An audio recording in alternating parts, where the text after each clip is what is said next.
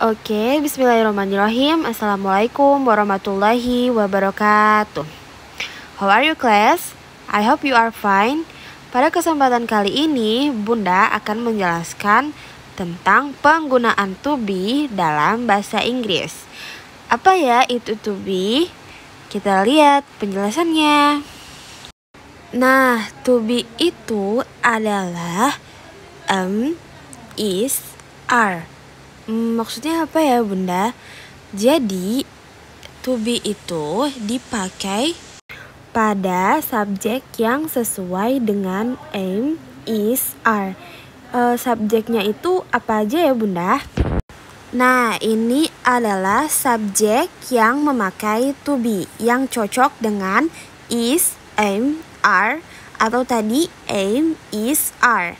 Nah, di sini subjeknya itu ada he, she, it. He itu artinya apa ya? He itu artinya adalah dia laki-laki.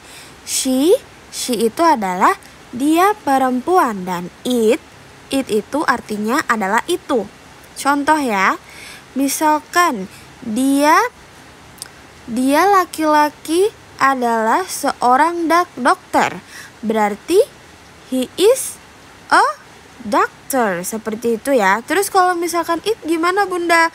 Kalau misalkan it Bunda kasih contoh, it is a cat, berarti itu adalah kucing. It is a teacher, itu adalah guru, seperti itu ya. Berarti he, she, dan it itu to be-nya adalah is. Dan I, to be-nya adalah am, berarti I am, berarti saya adalah seorang pelajar. I am a student, seperti itu. Terus ada they, we, dan juga you. They itu artinya adalah mereka, we artinya adalah kami, dan you artinya adalah kamu. To be-nya apa? Are, berarti they are, we are, you are, seperti itu. Misalkan contohnya seperti ini. Kita adalah pelajar, berarti we are student, seperti itu ya. Nah, selanjutnya adalah kapan sih to be itu dipakai? To be itu dipakai untuk membuat kalimat yang tidak ada kata kerjanya. Kalimat yang bukan kata kerja ya, seperti itu. Contoh kalimat yang bukan kata kerja itu adalah apa ya? Nah, ini adalah contoh kalimat yang bukan kata kerja. Bunda kasih 2 contoh aja ya. Nah, yang ini ada doctor dan juga smart. Doctor artinya apa ya? Artinya adalah dokter. Smart artinya pintar. Ini adalah contoh kalimat yang bukan kata kerja. Terus bagaimana kita masukin ke to be-nya? Kita coba masukin ya. Nah, ini kita ambil contoh dulu ya. Dia laki-laki adalah seorang dokter. Dia laki-laki, bahasa Inggrisnya adalah he. He itu berarti subjek.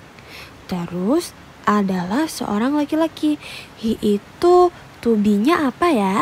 Oh, he itu to be-nya adalah is. Berarti he is a doctor. Seperti itu ya. Nah, ini perlu diingat ya, jika kalimatnya tertuju pada satu orang saja, jika jumlah orang pada kalimat itu tuh cuma satu, maka dia tuh memakai a ya. Contohnya adalah he is a doctor, seperti itu. Terus bagaimana kalau misalkan kalimatnya atau orangnya itu di dalam kalimat itu lebih dari satu? Nah, jika kalimatnya tertuju pada lebih dari satu orang, maka memakai huruf S di belakang kalimat tersebut. Contohnya, they are doctors. Seperti itu ya. Loh Bunda, kenapa bukan he is doctors? Kan kalau he, dia laki-laki, berarti cuma satu ya. Berarti biasanya kayak gini memakai subjek they maupun we. Nah, terus sekarang bagaimana mengatakan tidak atau bukan? Nah, cukup tambahkan not setelah to be.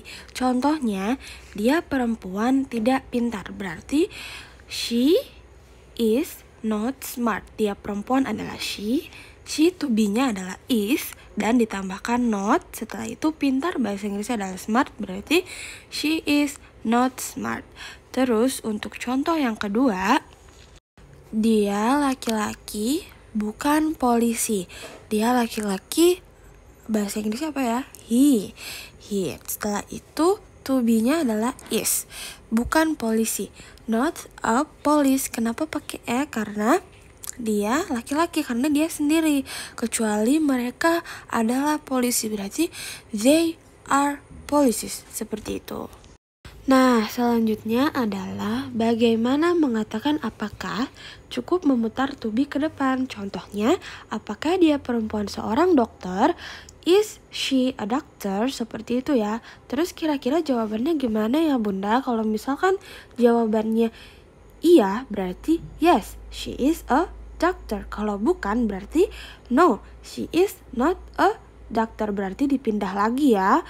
Bukan yes, is she a doctor? Bukan seperti itu, tapi yes, she is a doctor. Dan kalau misalkan bukan, berarti no, she is not a doctor. Tadi kan kita juga udah belajar tentang bagaimana mengatakan tidak atau bukan. Berarti ditambahkan not setelah to be. Seperti itu ya. Terus kalau misalkan ada kalimat tanya seperti tadi, is she a doctor? Berarti kita balikin lagi.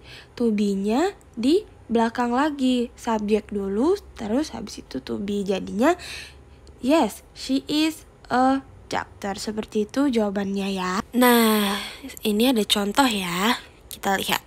Pertanyaan adalah, are they farmers? Kita lihat. Itu gambarnya kira-kira iya nggak ya? Mereka ada berapa orang itu di situ? Ada 2. Berarti ditambahkan s di belakang kata farmer. Berarti farmers. Berarti jawabannya bagaimana? Kan dia benar itu. Berarti jawabannya adalah yes, they are farmers. Mungkin ini dulu yang dapat Bunda sampaikan tentang bagaimana menggunakan to be dalam bahasa Inggris. Kita harus tahu subjek-subjeknya dan juga to be yang cocok dengan subjek tersebut. Yang tadi dihafalkan ya. Diingat-ingat terus, berarti kalau misalkan ada pertanyaan, kita sudah tahu jawabannya yang benar seperti apa.